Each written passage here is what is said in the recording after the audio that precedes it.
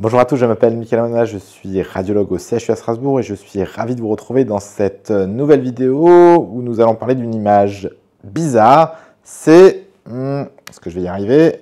Oui, celle-là. C'est parti pour l'historique. Il s'agit d'une femme, soixantaine d'années, qui a présenté une mauvaise chute dans les escaliers avec un traumatisme crânien. Voilà, il n'y a pas eu de malaise, mais des céphalées dans les suites. Elle est donc allée aux urgences. Aux urgences, on réalise un scanner cérébral, avant tout à la recherche d'une complication de son trauma crânien, peut-être un hématome qui expliquerait les céphalées. Il n'y a rien au niveau cérébral, mais nous tombons en orbitaire gauche sur cette masse rétro-oculaire. Mystère et boule de gomme. On va regarder ça tout de suite, c'est parti.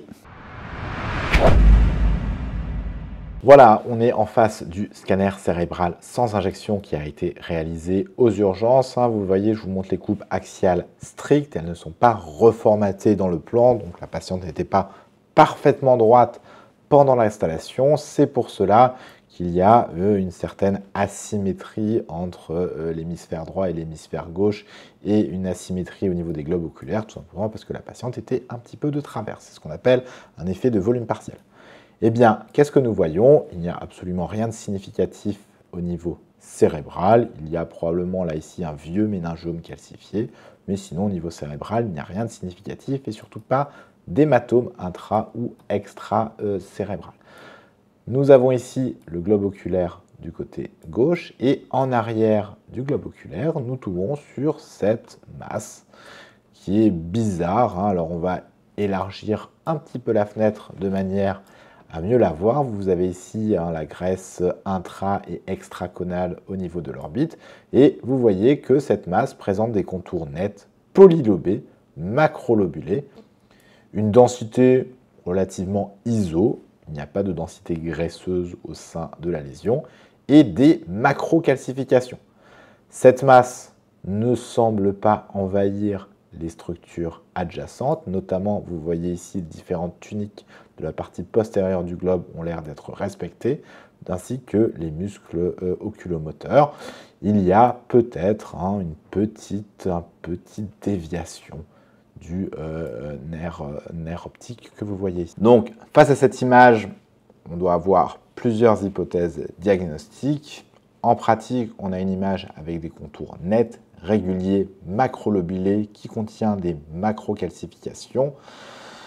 Premier diagnostic qui est évoqué, c'est le diagnostic d'angiome, donc un hémangiome caverneux, un angiome au niveau de l'orbite, qui est l'une des masses bénignes les plus fréquentes. Les autres diagnostics possibles sont plus rares. On peut penser au lymphome notamment, même si les calcifications et l'absence d'envahissement sont un petit peu moins classiques. Quant au carcinome, alors en général, il est plutôt développé aux dépens de la glande lacrymale. Voilà, après, c'est pas impossible en arrière de l'œil, mais là encore, l'absence d'envahissement des structures adjacentes est un petit peu atypique. Enfin, on peut penser aussi à un méningiome de la gaine du nerf optique, mais là encore, il n'y a pas l'air d'avoir un contact franc et intime avec la gaine du nerf optique.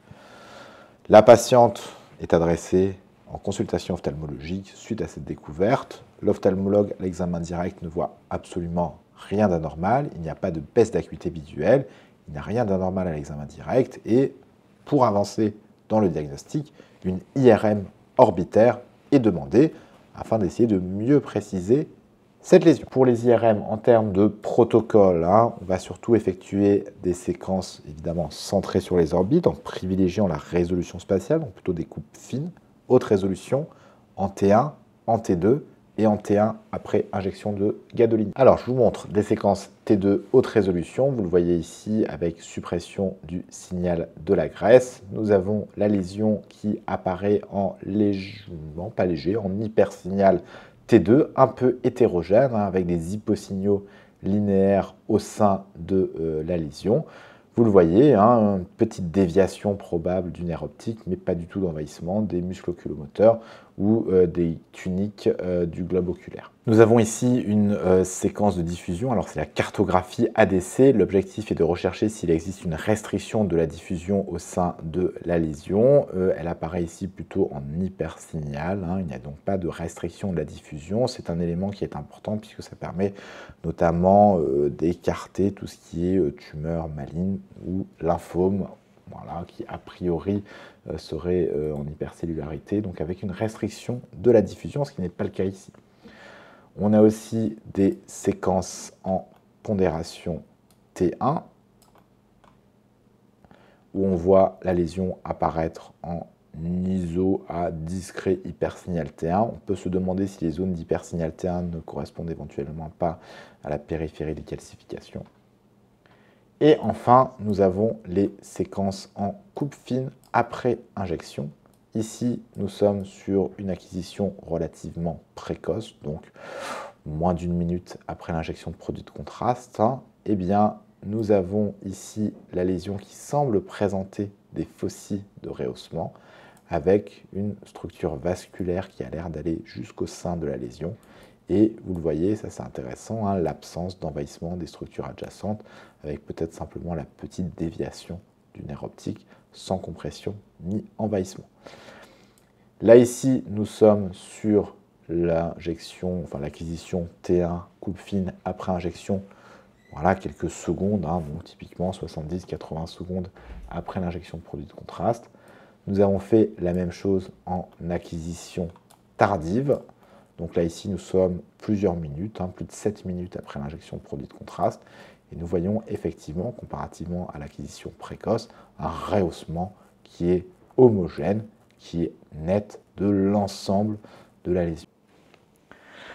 Voilà, il s'agissait d'un cas finalement assez simple, hein, puisque nous avons pu voir ensemble eh bien, la masse tumorale primitive bénigne la plus fréquente en intraorbitaire, un hémangiome caverneux, hein. C'est donc un angiome développé aux dépens des structures veineuses vasculaires de l'orbite. Le scanner était déjà assez classique, hein, puisque nous avions cette lésion qui avait des contours nets, macrolobulés, la présence de macrocalcification à l'intérieur, hein, qui est très évocateur d'une origine vasculaire.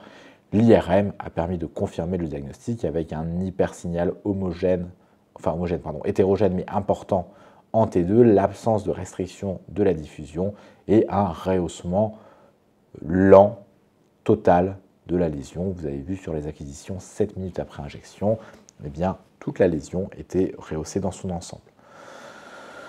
Donc l'intérêt ici, c'est d'arriver à manager une découverte fortuite, hein. C'est important puisque eh bien, quand on fait un scanner cérébral, on tombe parfois sur des choses extracrâniennes, hein. C'est comme partout, hein. En radiologie, on regarde absolument tout, hein. Le scanner permettait déjà une orientation et donc de rassurer en quelque sorte, en tout cas de ne pas inquiéter de manière démesurée. L'IRM a permis une confirmation. Voilà, il n'y a rien de spécial à faire, hein. La patiente sera simplement surveillée, hein. C'est quelque chose qui existe depuis très longtemps et pour laquelle elle n'a pas de conséquences particulières. La découverte a été purement fortuite. Voilà, j'espère que ce cas vous aura plu. Je vous remercie pour votre attention et je vous dis à une prochaine pour une nouvelle vidéo sur la chaîne. À bientôt!